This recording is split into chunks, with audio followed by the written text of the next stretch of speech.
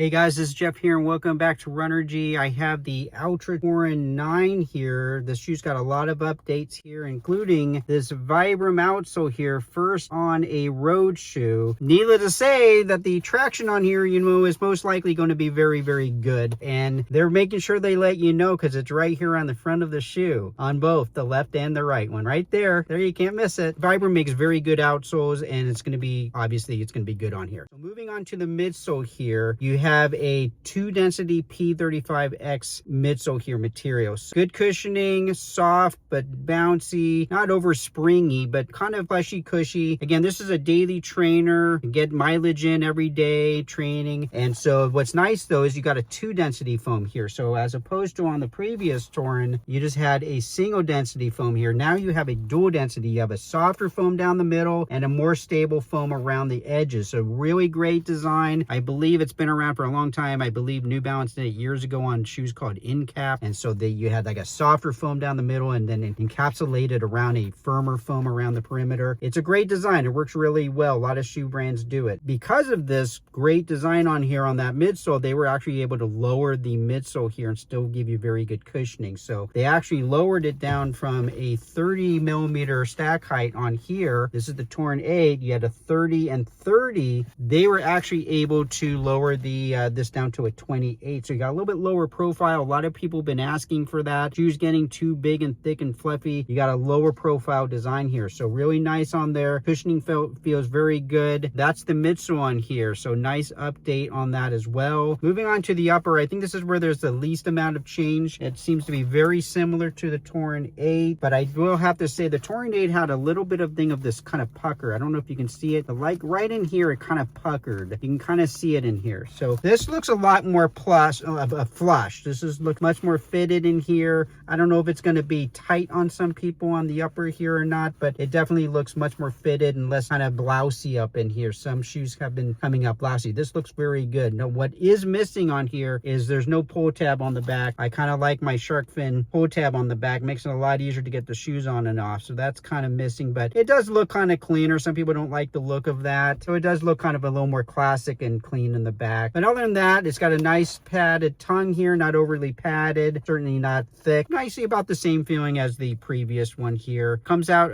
under 10 ounces, about the same weight than the previous one. Still stays at $160 on the price, at least for right now. Looks like it to be a nice update from Altra, the Torin 9 here. So now a couple of things now. If you don't want a zero drop, you want a little bit of a heel lift, or you just want a more responsive shoe, I think a little more responsive feeling shoe is the Experience Flow from Altra. This is going to have a 4 millimeter drop, and it's also going to have a nitrogen midsole here, so a little more springy, a little more energy feeling, and a little bit more of a snug fit in here. But I think really the big thing is if you just don't really want a zero drop shoe like on the Torin here, you do have that option of this shoe from Altra, which has got that 4 millimeter and I think a little more of an energetic type shoe if you're doing more tempo type runs. Now on the flip side, if you're doing more of like walking or jogging, slower pace, you maybe want a little more stability. You also have a 4 millimeter drop on this Via Forward 2 from Altra, but you get this much wider platform. You can see big old wide platform in here compared to like on the Torin here or on that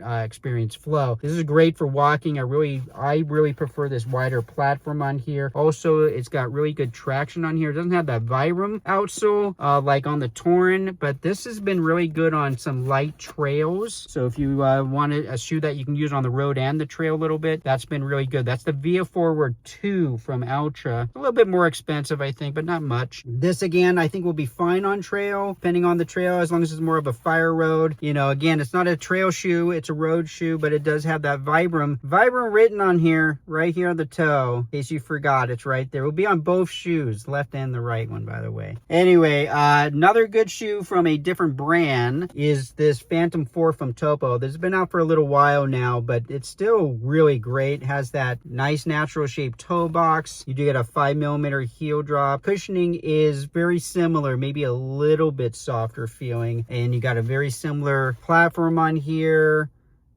I gotta say, I really like the look of the platform on this shoe. It's just a little bit wider, but not too bad. Comes in around that 150 price range, but this is a great shoe from Topo as well. One of the best fitting shoes I've ever tried on. It's really nice. So definitely keep that in mind. Anyway, this is the Altra Torin 9 from Altra, and it's a nice update. I think this is going to do very, very well for them. Definitely something to keep. I think my least favorite thing on this shoe, and I keep kind of poking fun at it, I have to say, you gotta get rid of that. No one wants Vibram written on the front of their toe. So again, I'm poking fun out of it, but seriously, I don't know who thought of it. I would not have done that. I think that's gonna actually hurt the shoe for some people. I already get complaints from people who, if the shoe is orange and comes up in the front, or color, they don't want that, they don't like seeing this, and this is like, you know, sticking out in the front in some yellow color or orange or something. Having this written on here, I know I'm joking around, but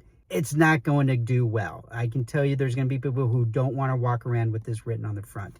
So anyway, that's really probably my only real gripe with this shoe. Otherwise, I think it's going to be a great shoe, and I don't think this would be tough to fix. They could easily just change the color of this to black. I think this is more than enough, but I think I would change this thing to black or color match it. People are not going to want this. So anyway, enough on that. Thanks for watching. This has been Jeff here at Runnergy, and I'll see you on the next video. In the meantime, keep on moving. See you on the next video. Thanks for watching. Bye.